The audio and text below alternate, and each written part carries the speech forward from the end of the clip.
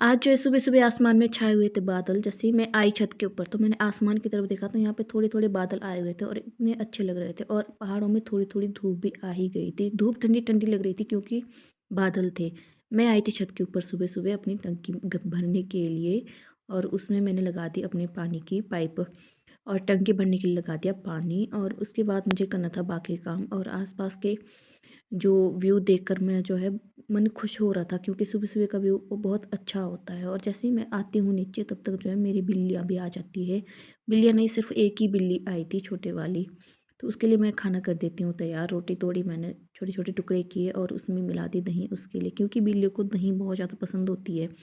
और ये बिल्ली ना एक ही थी बेचारे, छोटा-सा था, ये डरा हुआ बहुत है तो इसलिए आज ये आ ही नहीं रहा था खाना खाने। अगर इसकी मम्मी होती तो शायद ये आ भी जाता यहाँ पे।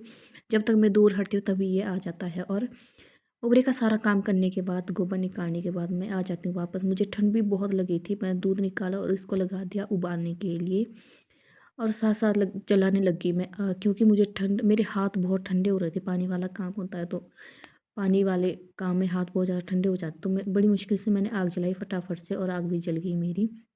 और उसके बाद तुरंत बाद लग जाती हूँ मैं अपने लिए रोटियाँ बनाने।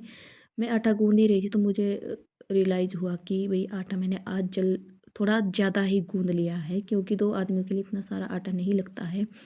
तो फटाफट से मैंने रोटियाँ बनाई और सुबह की रोटी जो है हमारी पहली रोटी गाय के लिए बनती है, गौ माता के लिए बनती है। तो जितनी रोटियाँ हम 2 आदमियों के लिए लगनी थी उतनी रोटियाँ मैंने बनाई और बाकी का आटा मैंने बचा लिया था शाम के लिए और उस गाय की रोटी मैंने बना के रख दी थी और उसके बाद लग गई मैं अपने लिए रोटी बनाने और रोटियाँ भी मेरी फटाफट से हो जाती है ख़त्म क्योंकि 10 से 15 रोटियाँ ही बनाई मैंने, बाकी आटा मैंने शाम के लिए रख दिया था बचा के।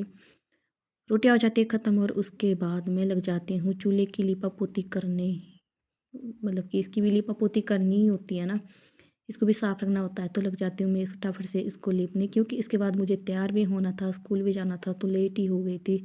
शायद 9 बज गए थे, उसके बाद ब्रेकफ़ास्ट करा और बाकी सारे काम करके तैयार होकर भी फिर से मैं चल पड़ती हूँ अपनी ड्यूटी की तरफ। काम बहुत ज़्यादा था और रास्ते से मुझे करेले लेने थे, करेले ले जाने थे स्कूल की तरफ। आ जाती मैं गौ माताओं के पास, इनको बाहर बाँध दिया था भैया ने क्योंकि सुबह-सुबह हम इनको बाहर नहीं बाँधते, सुबह-सुबह ठंड बहुत होती है। जैसे मैं यहाँ पहुँचती हूँ इस जंगल में, तो इस जंगल के बाद धूप कम ही देखने को मिलती है और इन पत्तों को देखकर आप आइडिया लगा ही सकते हैं कि यहाँ पे कितनी ठंडी-ठंडी हवाएँ चल रही थी।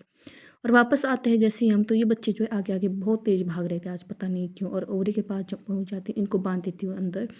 जैसे ही मैं फिर से दूध निकालने के लिए चल पड़ती हूँ अपने ओवरे की तरफ, तब तक अवियांश भी बोलता है कि बुई मैं भी आऊँगा आपके साथ।